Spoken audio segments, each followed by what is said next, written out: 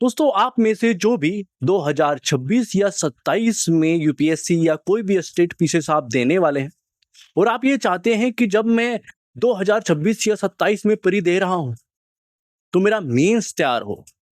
और मैं ऐसा क्यों बोल रहा हूं, तो काफी स्टूडेंट मुझसे एग्री कर रहे होंगे कि 2025 में वो प्री देना चाहते थे। अब वो ये महसूस कर रहे हैं कि मेरा मेंस तैयार नहीं है, या प्री मैं दूं कि नहीं दूं, इस चीज में होंगे कि भाई देना है कि नहीं देना है, या फिर वो छोड़ चुके होंगे कि नहीं पहले मैं अपना मेंस तैयार कर लेता हूं। और वो 2024 में भी यही सोच रहे होंगे कि मुझे 2025 में यूपीएससी या कोई स्टेट पीसीएस मुझे देना था, और अब वो उस कगार पर है कि उनका मेंस तैयार नहीं है। तो ये चीजें आपके साथ ना हो, या फिर 2025 में जिनको प्री देना था उनके साथ ये चीजें हो गई हैं, तो प्लीज अब आप हमसे जुड़ जाइए, क्योंकि 2026 में ये चीज आप महसूस नहीं करेंगे।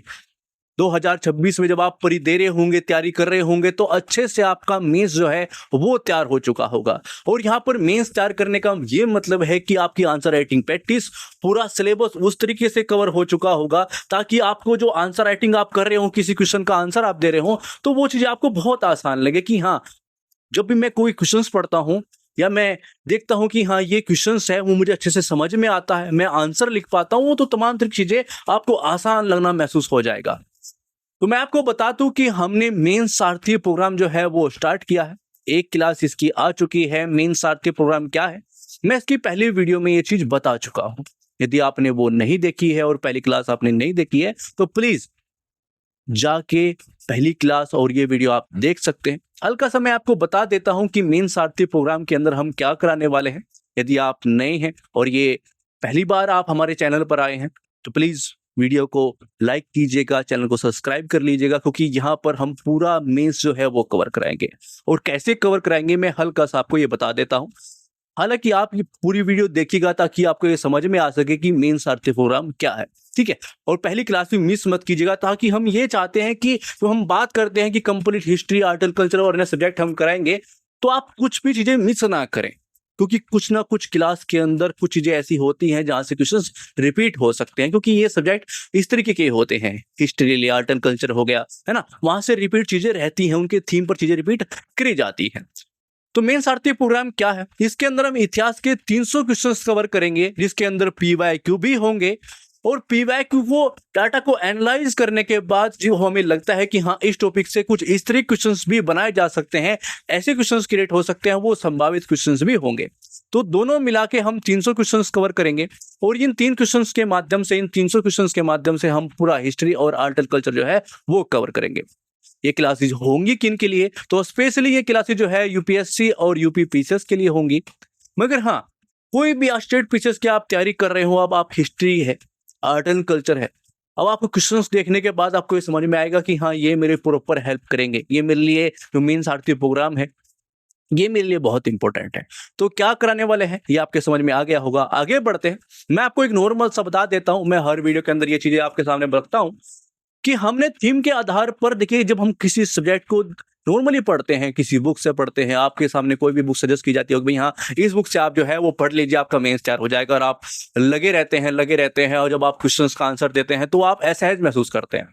तो हम क्यों उस तरीके से पढ़ाई करें जिससे हमें देना किसी क्वेश्चन का आंसर ही है, और आंसर देते हुए हम असहज महसूस कर रहे हैं, तो ऐसी पढ़ाई पर मैं अपना टाइम दूं ही क्यों, है ना। एनसीईआरटी का बेस हमने क्लियर कर लिया, भाई एनसीईआरटी पढ़ ली हमने, है ना। उसके बाद हमने बेस चीजों का पता लग गया है। अब हमें उस तरह से चीजें देखनी है जैसे क्वेश्चन पूछा जाता है, वैसे ही हम अपनी चीजें तैयार करेंगे, नोट्स हमारे वैसे ही होंगे, है ना। तो यहाँ पर हम चीजें वैसे ही कवर कराएंगे। अब हमने मॉडर्न हिस्ट्री की मैं बात कर रहा हूँ, क्योंकि शुरुआत मॉडर्न हिस्ट्री से हुई है, तो हमने उनके थीम के आधार पर पीवाईक्यू को एनालाइज करने के बाद जो है टॉपिकों को डिसाइड कर लिया है, और यहाँ पर कहाँ से कितने क्वेश्चंस पूछे गए हैं वो भी आपके सामने है, ठीक है। तो पहला टॉपिक जो चुना गया है, जहां पर हम पहली क्लास ले चुके हैं, 2 क्वेश्चन यूपीएससी के और 1 क्वेश्चन जो है यूपी पीसीएस का हम कवर करा चुके हैं। अब इसके कुछ अन्य क्वेश्चंस को अब जो है हम कवर कराने वाले हैं। 3 क्वेश्चंस आज हम जो है वो कवर कराएंगे। क्या क्या क्वेश्चंस होंगे, क्वेश्चन को समझेंगे। केवल आंसर राइटिंग का प्रोग्राम नहीं है कि भाई हाँ हम प्रॉपर चीजें केवल क्वेश्चन आंसर, बहुत सारी चीजों पर फोकस करेंगे। आंसर राइटिंग भी उसमें होगी, कैसे क्वेश्चंस को बिल्ड किया जाता है, कैसे क्वेश्चन को समझा जाता है, और कैसे हमें चीजों को तैयार करना चाहिए, उन तमाम तरह की चीजों पर जो है वो फोकस करेंगे। आइए आगे बढ़ते हैं। पहला क्वेश्चन क्या है, क्वेश्चन को समझते हैं। देखिए ये बहुत इंपॉर्टेंट होता है। जब हम क्वेश्चंस को समझने लगते हैं तो आधा काम हमारा वहीं पर ही खत्म हो जाता है कि भाई हम ये समझ पाए कि एक्चुअल में वो हमसे क्या चाहता है। तो हम ये समझ पाते हैं कि एक्चुअल में हमसे क्या चाहता है तो आंसर भी हम वो ही देते हैं। जब हम क्वेश्चंस को नहीं समझ पाते तो फिर आंसर हम कुछ अन्य ही दे देते हैं और फिर नंबर भी हमें कुछ अन्य ही मिलते हैं जो हम नहीं चाहते हैं। तो हम वो ही उसको दे जो वो चाहता है तो हमें वो मिलेगा जो हम चाहते हैं। यानी कि हम एक अच्छी रैंक चाहते हैं, सिलेक्शन चाहते हैं, तो वो उसी के जरिए होगी कि हमें अच्छे जो है वो नंबर मिले। अच्छे नंबर मिलने के लिए हमें फ्लो चार्ट का, डायग्राम का और अच्छा एक आंसर लिखना पड़ेगा। ठीक है, तो उसी की तैयारी के अंदर चलते हैं और क्वेश्चंस को समझने का प्रयास करते हैं। क्वेश्चन क्या है कि औपनिवेशिक भारत की 18वीं शताब्दी के मध्य से, और ये ध्यान देने की योग्य बात है कि हम प्रत्येक चीजों को अच्छे से पढ़े कि भाई औपनिवेशिक भारत की वो बात कर रहा है, 18वीं शताब्दी के बारे में बात कर रहा है, उसके मध्य से जो है क्यों अकाल पड़ने में अचानक वृद्धि देखने को मिलती है। अब नॉर्मल सी बात है, वो हमसे वो कारण जानना चाहता है कि वो ऐसे क्या कारण रहे कि 18वीं शताब्दी के मध्य से अचानक जो है अकाल के अंदर वृद्धि देखने को हमने मिली कि भाई इधर भी अकाल पड़ रहा है, उधर भी अकाल पड़ रहा है। तो ऐसा क्या हो गया, कितने अकाल में जो है वो वृद्धि हो गई, वो कारण हमसे जानना चाहता है। वो किस तरह की चीजें ऐसी रही है, वो क्या कारण नहीं है, वो जानना चाहता है। और हमें ये बहुत ही ध्यान में यहाँ पर रख लेनी है कि जो वो हमसे चाहता है हमें वो ही रखना है। फालतू का कोई ज्ञान पेल के नहीं आना है और ये मान के चलना है कि वो माई बाप है यार, वो चीज है कि वो हमसे अधिक ही जानते हैं।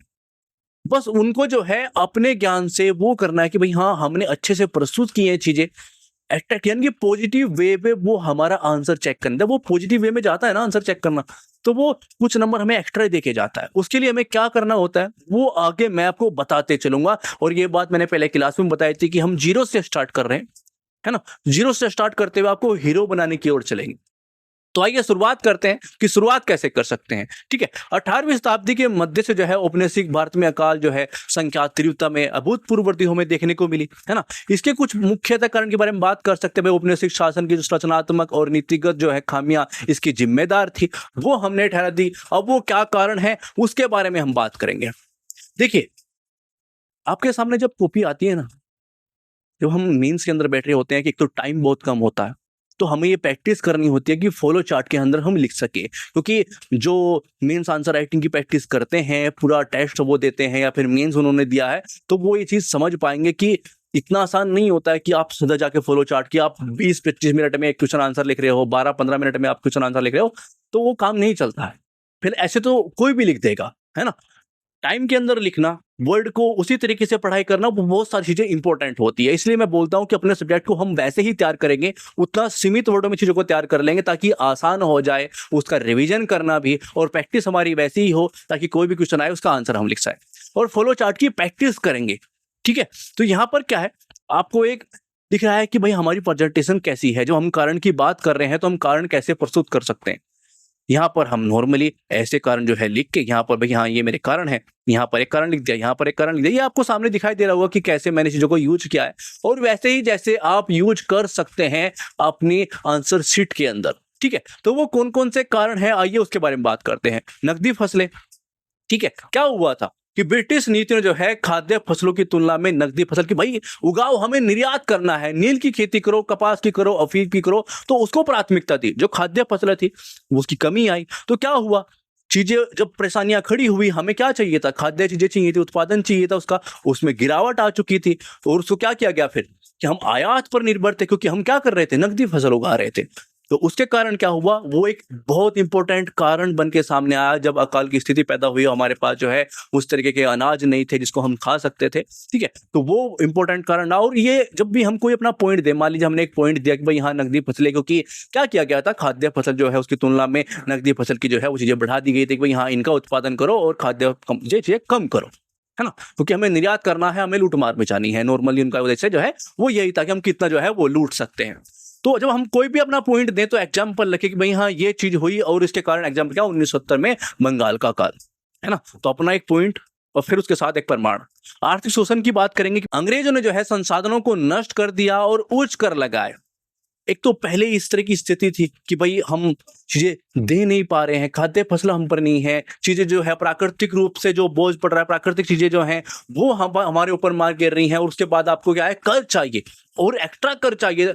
जब इस तरह की चीजें आएंगी कि जो आपको सपोर्ट कर सकते हैं वो सपोर्ट के अलावा आपका शोषण करने लगे, तो फिर इस तरह की स्थिति पैदा होती है कि लाखों लोगों की मृत्यु होती है। और वही चीज वहां पर हुई कि जब हम उस तरह की परिस्थितियों में थे कि उनको हमें सपोर्ट करना चाहिए था, आयात करके हमें खाद्य फसल और करके जो है वो देना चाहिए, भी हाँ आप कर नहीं लेंगे या कम कर लेंगे, वो चीज वो कर सकते थे, वो उन्होंने नहीं किया। आर्थिक शोषण किया हमारा, जिससे क्या हुआ कि भारतीय अर्थव्यवस्था कमजोर हो गई और अकाल की संभावनाएं जो है वो बढ़ गई।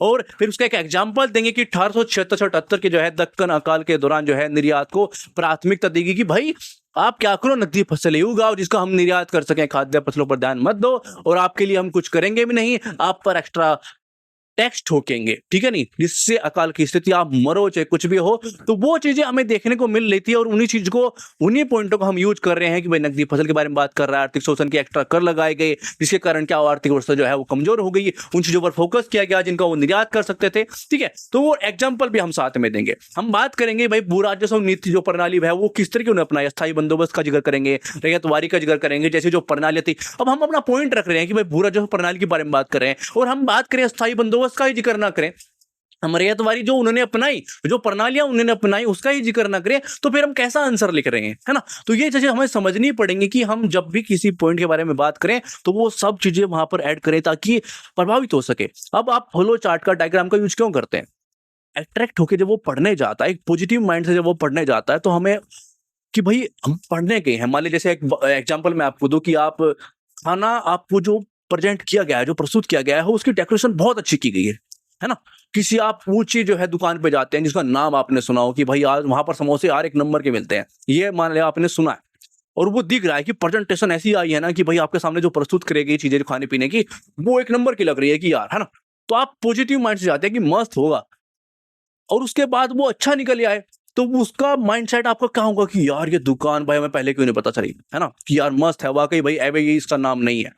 तो वही चीजें आप यहाँ पर होती है कि भाई आपकी प्रेजेंटेशन अच्छी है, यानी कि मैं आपको सोच के चलिए आपको 4 नंबर मिलने वाले थे यदि आपकी प्रेजेंटेशन अच्छी नहीं होती और पॉइंट यही होते, मगर वो पॉजिटिव माइंडसेट से चल रहा है तो उसके आधा या 1 नंबर एम ही फिसल जाता है। बस वो फिसलवाना हमें ताकि रैंक अच्छी आ जाए, ठीक है। तो इनका हम जिक्र करते चलेंगे, आगे बढ़ते हैं। इन प्रणालियों का जिक्र करेंगे कि इसके माध्यम से जो है किसानों पर भारी कर लगाए गए, गरीब हो गए वो, क्योंकि भाई वो कर्ज लेते थे, उनका टैक्स चुकाते थे, यहाँ पर प्राकृतिक चीजें विफल जो है वो पड़ी हुई है, नई आपदाएं आ रही हैं और आप टैक्स पे टैक्स पटोके जा रहे हैं।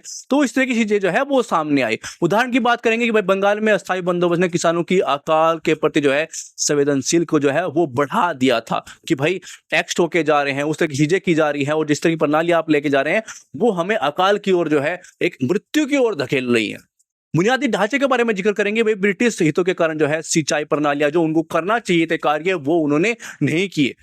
बचाया जा सकता था, लाखों करोड़ों लोगों को मृत्यु से बचाया जा सकता, मगर उन्होंने उनको धकेला कि भाई हमें लूट मार मचाली है, हम आपके सगे नहीं है। तो वो पॉइंट हम जो है वो रखेंगे, ठीक है। अब बात करते हैं निष्कर्ष की। अकालों में जो है वृद्धि केवल प्राकृतिक कारणों से नहीं हुई बल्कि औपनिवेशिक शासन की आर्थिक एवं प्रशासनिक नीतियों ने उत्पन्न मानव निर्मित संकट था। इससे भारत की सामाजिक और आर्थिक संरचना जो है दीर्घकालीन नकारात्मक इस पर इफेक्ट जो है वो पड़ा, ठीक है। तो एक ऐसा निष्कर्ष जो है हम बाद में देंगे। अच्छी से प्रेजेंटेशन वो आपने देख ही ली। अगले क्वेश्चन पर चलते हैं। क्वेश्चन क्या है कि भाई लॉर्ड कर्जन की जो नीतियां हैं और राष्ट्रीय आंदोलन पर उनके दूरगामी प्रभाव का जो है वो मूल्यांकन कीजिए।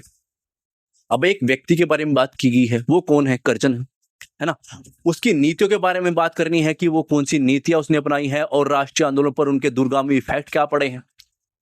तो वो पॉइंट टू पॉइंट देखेंगे क्योंकि 150 वर्ड के अंदर इस चीज का आंसर हमें करना है। और आपके पास कितना भी ज्ञान हो कि भाई यहाँ उसने ये किया था वो किया था, यदि आप सीमित वर्डों में पॉइंट टू पॉइंट जितना गागर में सागर भर सकते हैं ना, वो इंपॉर्टेंट रहेगा। तो आइए शुरुआत करते हैं। उनके बारे में जिक्र करते हुए किसी ऐसे चीजों के बारे में पूछा गया है कि भाई उसने शासन किया है, तो टाइम पीरियड का जिक्र करेंगे, भाई इसका ये टाइम पीरियड रहा। और ब्रिटिश साम्राज्यवादी विचार के जो है प्रबल ये समर्थक था, उसके बारे में बता रहे हैं कि वो क्या था। उनकी नीति जो है भारतीयों में असंतोष और राष्ट्रवाद को जो है उत्प्रेरित करने के लिए सिद्ध हुई, है ना। कि वो ने किया तो उस अन्य उद्देश्य के लिए था कि भाई प्रसार करेंगे, चीजें करेंगे, ठीक है, नियंत्रण में लेंगे, लूटमार मचाएंगे। मगर उससे हुआ क्या, जब दूरगामी इफेक्ट पड़े वो राष्ट्रवाद को क्या है प्रेरित करने लगा। भाई हाँ, चीजें आक्रोश आ जाता है ना कि भाई लगातार आप हमारा शोषण नहीं करोगे तो हम क्या करेंगे, कुछ तो विरोध करेंगे। तो वो चीज इन्होंने जो है उसका वो इफेक्ट जो है हमें देखने को मिलते हैं, ठीक है। अब बात करते हैं, देखिए आपके सामने, और ये चीज हम कर सकते हैं, इस तरह से परसेंटेज जो है हम करेंगे तो अच्छा नजर आता है कि एक तो क्या है, वर्डिंग आपको अधिक दिखाई देती है भाई हाँ ये चीजें हैं, और अच्छा परसेंटेज पॉजिटिव मैं जो मैं आपको बता रहा था। तो नीतियों के बारे में बात करते हैं, कैसे कम वर्ड के अंदर अपनी बातें हम रख सकते हैं। भाई बंगाल विभाजन किया है ना, बंगाल विभाजन हुआ तो धार्मिक आधार पर भाई विभाजन किया गया कि भाई फूट डालो राज करो की नीति उसने अपनाई। क्या नीति थी उसके बारे में जिक्र किया गया। तो प्रमुख नीतियों के बारे में हम बात कर रहे हैं, तो प्रमुख नीतियां वो क्या क्या थी, क्या इफेक्ट थे, उस चीज के बारे में एक मिश्रण रूप से और फिर दूरगामी इफेक्ट के बारे में बात करेंगे, एक अच्छा आंसर लिखने का प्रयास करेंगे। ठीक है, तो ये नीति अपने अपनाई तो हुआ क्या कि व्यापक विरोध हुआ और स्वदेशी आंदोलन हमें देखने को मिला कि भाई उसकी शुरुआत हो गई। आपने ऐसा कार्य किया है तो फिर एक आंदोलन की शुरुआत हुई। ठीक है, वो इफेक्ट हमें देखने को मिला, वो शुरुआत हो गई, यहाँ प्रेरित हो रहे हैं उस चीज से जो क्या हो रहा है। सिविल सेवा की सुधार की बात करेंगे, भाई भारतीयों को जो है भागीदारी सीमित कर दी गई कि भाई आप उस लायक हो ही नहीं, हमें गिरा हुआ समझा गया कि भाई उनके पास उतनी नॉलेज नहीं है, वो उस योग्य नहीं है, तो सीमित कर दी गई कि भाई इनको नहीं आने देना है। तो उससे क्या हुआ, जो शिक्षित मध्य वर्ग था, जो एजुकेटेड वर्ग था, तो वो क्या हुआ, उसमें रोष उत्पन्न हो गया कि भाई यार ये किसी को नहीं बकस रहे हैं, ये तो सबको एक ही चीज में आंक रहे हैं कि भाई सब ऐसे ही हैं। तो उनके अंदर भी एक रोष उत्पन्न हुआ और उससे क्या हुआ, फिर हमें देखने को मिला राष्ट्रीय आंदोलन के अंदर उनकी भागीदारी जो है वो देखने को मिली। ठीक है, तो ये पॉइंट हमें देखने को मिलते हैं। भारतीय विश्वविद्यालय अधिनियम की हम जिक्र करेंगे, अपने पॉइंट रखेंगे। ठीक है, अधिनियम का जिक्र करेंगे, विश्वविद्यालयों पर जो है सरकारी नियंत्रण बढ़ा, उससे क्या, जो छात्र वहां पर जो है पढ़ाई कर रहे थे, जो शिक्षक थे, उसमें असंतोष पैदा हुआ, फिर उन्होंने भाग लिया, है ना।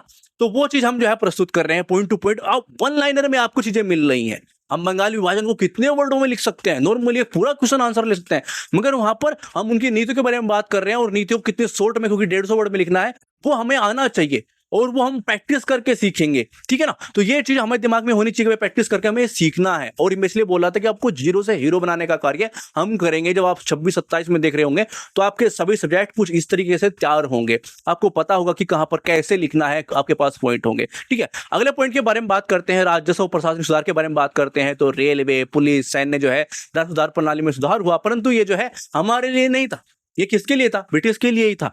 तो भारतीय भूमिका जो है इसमें सीमित रही थी।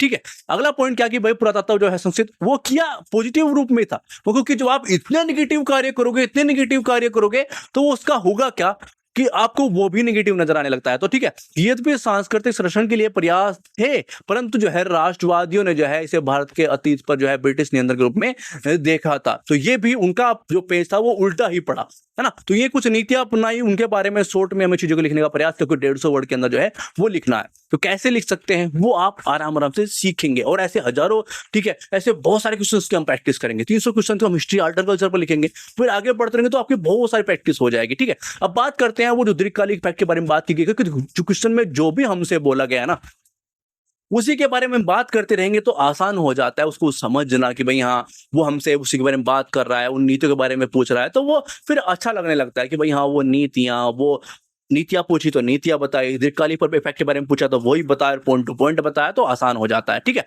अब बात करते हैं राष्ट्रीय चेतना और तीव्र विकास के बारे में। भाई ये इफेक्ट पड़ा, कांग्रेस के चरित्र जो है उसमें परिवर्तन आया, क्योंकि पहले हम देख रहे थे कि भाई हम शांति है वाली चीजें हैं, ये चीजें हैं, तो वो लोग जो नरम दल था वो फिर विभाजन हुआ वहां पर कि भाई जो अहिंसा वाला सिस्टम है वो नहीं चलेगा, इनको लठ की जरूरत है ना, क्योंकि ये जो बातों के भूत नहीं है, ये लातों वाले हैं, इनको लात पड़नी चाहिए, इनको गोडो नीचे लेना चाहिए और कूनियां जो है वो चलेंगी, गोलियां चलेंगी, उनकी जरूरत इनको है।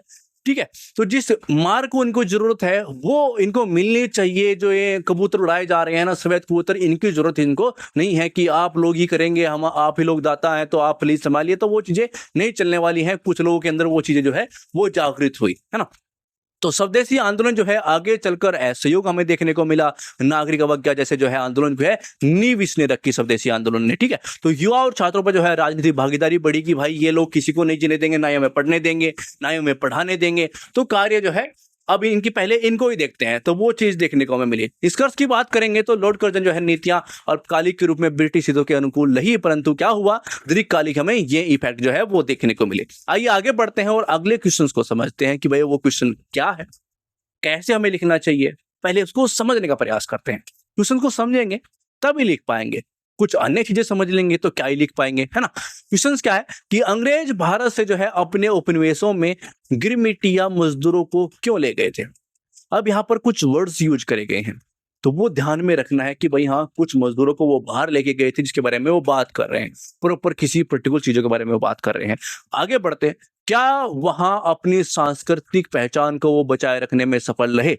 अब यहाँ पर एक क्वेश्चन आ जाता है, कभी भी जब हम ऐसे क्वेश्चंस का आंसर कर रहे हो तो कोई भी 100% चीजें हो ही नहीं सकती हैं कि भाई हाँ वो सफल रहे, हाँ में या ना में चीजें।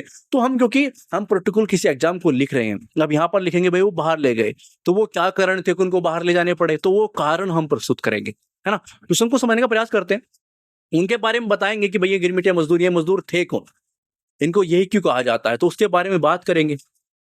ठीक है, उसके बारे में बताते हुए फिर आगे बढ़ेंगे कि भाई वो क्या कारण है जिनको इनको बाहर ले जाएगा, उन कारणों के बारे में जिक्र करेंगे। फिर बात करेंगे कि वो सफल रहे या फिर किस स्तर तक सफल रहे, है ना, उसके बारे में अच्छे से प्रस्तुत करेंगे। और ज्यादातर इस तरह की लाइंस के अंदर हम ये देखते हैं कि भाई हाँ सफल रहे मगर वो इतना रहे, सफलता की सिस्टम ये है, हाँ कुछ चुनौतियां हैं या फिर कुछ जो है असफल रहे तो वो इतना रहा।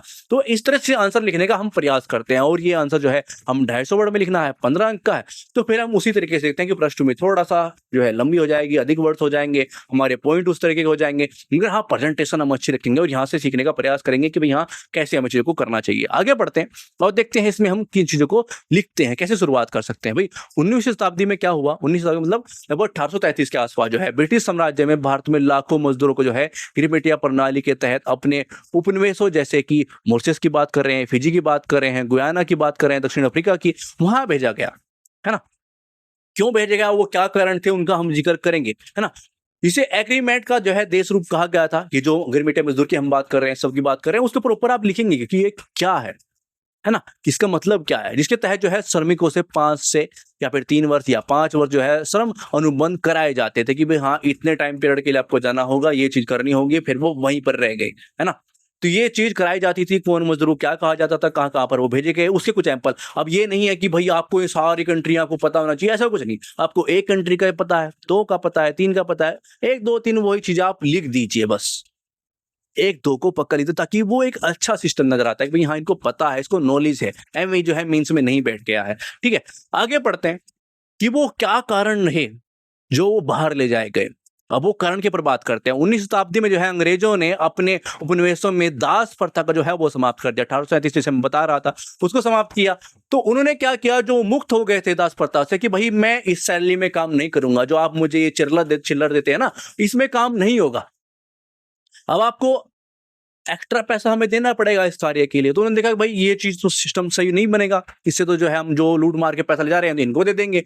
तो उन्होंने देखा कि भाई सस्ते मजदूर कहाँ से मिल सकते हैं, कहाँ पर हमें स्थिति को खराब किया हुआ है, तो वो भारत था, है ना। भारत जैसी कंट्री को जहां पर उन्हें स्थिति को खराब किया हुआ था, तो वहां पर जो है गरीबी थी, भाई उनको पैसा चाहिए था, बच्चे भूखे मर रहे हैं, तो उस तरह की स्थिति इन लोगों ने पैदा कर रखी थी। तो क्या हुआ कि भाई यहाँ सस्ती मजदूरी है, और ये जानते हैं जिस तरह के हमें काम इनको कराने हैं, ये उसके बारे में नॉलेज रखते हैं, जो चाय उन बागानों में हमें काम कराना है, यहाँ पर वो सब कुछ होता है और ये लोग काम करते हैं, उसकी नॉलेज रखते हैं, तो इनको लेके चलते हैं। वो कार्य उन्होंने किया। ठीक है, तो दास प्रथा समाप्त हो गई थी, जिसके कारण क्या हुआ, वो लोग अधिक पैसा मांगने लगे, और यहाँ पर हमें देखा कि भाई सस्ती मजदूरी चाहिए, तो यहाँ से लेके चलते हैं। ठीक है, अधिकांश गिरमिटिया मजदूर जो है ग्रामीण पृष्ठभूमि से थे, वे कृषि और पत्तियों से परिचित थे। इस जो है कारण से उपनिवेशों में, बागानों में जो है काम करने, जिसके बारे में बात कर रहा था, वो एक पॉइंट हम रख देंगे। अगला पॉइंट क्या कि भाई भारत में ब्रिटिश औपनिवेशिक मजदूर को जो है, जो मजदूर भाई हम ऐसा नहीं कि भाई हमारे पास जो पहले पैसा नहीं है, हम इस तरह की स्थिति अपना रहे हैं, भाई हाँ अनुवाद कर रहे हैं, हम जाएंगे आपके साथ, नहीं सब कुछ चीजों को छोड़कर, अपनी कंट्री को छोड़कर, हमारे पास पैसा होगा तो फिर हम क्यों ही जाएंगे। तो वो जो है परिवहन की चीजें थी, वो उन्होंने देखी कि भाई हाँ हम पहुंचाएंगे आपको, क्योंकि हमें तो लूटमार मचानी है, यहाँ नहीं तो वहां पर। ठीक है, तो वो उनको लेके गए कि हम ये चीजें सुविधा जो है प्रोवाइड कराएंगे, तो वो सुविधा मिली, वो बेचारे चले गए। गरीबी, अकाल और रोजगार जो है उनको चाहिए था, गरीबी की स्थिति थी, अकाल पड़े हुए थे, लोग मर रहे थे भूख के कारण। तो इस तरह के जो अवसर उन्होंने देखा कि भाई ये लोग हैं, इनको हम कोई भी चौनी जो है चिल्लर देंगे और ये हमारे लिए काम करेंगे, क्योंकि इनको तो खाना भी नहीं मिल रहा है। तो इस तरह की स्थिति पैदा थी। तो ये कुछ कारण ने, क्योंकि आसानी रह गई, उनको इस तरह की स्थितियां थी तो आसान रह गया इस तरह के मजदूरों को सस्ती मजदूरी मिलना। ठीक है, तो इसलिए वह बाहर चले गए। अब प्रश्न उठता है कि वो बाहर जाके जो उनकी संस्कृति थी उसको बचा पाए, उसका संरक्षण कर पाए कि नहीं कर पाए। तो वो 2 पक्ष है भाई, हाँ वो कर पाए, मगर हाँ कुछ चुनौतियां रही। तो ऐसे हम अपनी चीजें प्रस्तुत करेंगे। वो क्या क्या थी, कहां से संरक्षण कर पाए, वो कि उन्होंने जो धार्मिक और सामाजिक प्रथाएं थी उनका पालन किया। अपने जो मंदिर, महिला मंदिर पूजते हैं तो मंदिरों का निर्माण किया, मस्जिद पूजते हैं तो मस्जिद का निर्माण किया। तो जो अपनी पूजा पद्धति थी जो त्योहार थे, होली थी, दीपावली थी, छठ था, उनका आयोजन वो वहाँ पर करते रहे, ठीक है? तो इसलिए वो चीज़ें उनके बच्चों को, उनको सब कुछ पता चला कि हाँ, ये हमारी संस्कृति है, तो वो उसमें वहाँ पर रहे। भाषा और लोक संस्कृति की बात करेंगे तो हम भोजपुरी अवधि में, यानी कि जो उनकी भाषा थी, वो वहाँ पर बोले, अपने बच्चों को सिखाया। इसलिए वो भाषाएँ जो है वो ज़िंदा रही, है ना? सामुदायिक एकता की बात करें तो जो विवाह संस्कार थे, उनके जो खान-पान था, वो वहाँ पर जैसा खाना बना, वो चीज़ें वहाँ पर रही, जैसे वो वस्त्र पहनते थे, वो चीज़ें उन्होंने अपने पास रखी। अब कुछ चुनौतियाँ भी थी, भई वो वहाँ पर जहाँ पर वो जा रहे हैं, वहाँ पर भी तो कुछ संस्कृति होगी। वो लोग चाहते होंगे कि भई हाँ, एक कुछ लोग मज़दूर आए हैं, कुछ अलग कार्य करते हैं, तो वो प्रभावित होना पड़ा उनके त्योहारों में मिलना-जुलना। जैसे हम देखते हैं कि भई हाँ, बहुसंख्यक चीज़ें को वहाँ पर हमें चीज़ें देखने को मिलती है। तो वो क्या हुआ, सांस्कृतिक मिलावट हुई, चीज़ें मिश्रण होने लगे, कुछ नई चीज़ें जनरेट होने लगी, है ना? मिश्रित परंपराएँ जो है हमें देखने को मिली। तो भाषाई संरक्षण की बात करें तो भई हाँ, जो पहले लोग तो जो गए थे या एक पीढ़ी थी, उन्होंने तो वो अपनी भाषा का यूज़ किया, मगर जैसे-जैसे आगे पीढ़ियाँ बढ़ने लगी, तो जो स्थानीय भाषा वहाँ की थी, वो प्रभावित होने लगी। वो लोग वो सीखे, क्योंकि वहाँ पर उन्हें अन्य कार्य करने थे, पढ़ाई करनी थी, तो वो चीज़ें वहाँ पर जो है वो घटती नज़र हमने आई, ठीक है? राजनीतिक और सामाजिक भेदभाव की बात करेंगे तो जो पहचान बनाए रखने में जो कोशिश उन्होंने अक्सर की, भई हाँ, चीज़ें हैं, मगर वो स्थानीय चीज़ें हमें सरकार ने उस तरह से जो है उनको सपोर्ट नहीं किया, तो कुछ प्रॉब्लम्स उनको नज़र आई। तो वो पक्ष की बात की और चुनौतियों के बारे में जो है ऐसे प्रोजेक्ट हम कर सकते हैं। अब बात करते हैं निष्कर्ष की, क्योंकि मूल्यांकन हमें करना है कि भई हाँ, वो चीज़ वो कर पाए कि नहीं कर पाए, उसके बारे में हल्का-सा बात हम रखना है, ठीक है? तो ब्रिटिश ने जो है आर्थिक हितों की पूर्ति हेतु गिरमिटिया मज़दूर को भारत से उपनिवेशों में भेजा। अत्यंत कठिन परिस्थितियाँ थी, उसके बावजूद भी जो है अपनी सांस्कृतिक पहचान को वो काफ़ी हद तक जो है संयोजने में सफल रहे।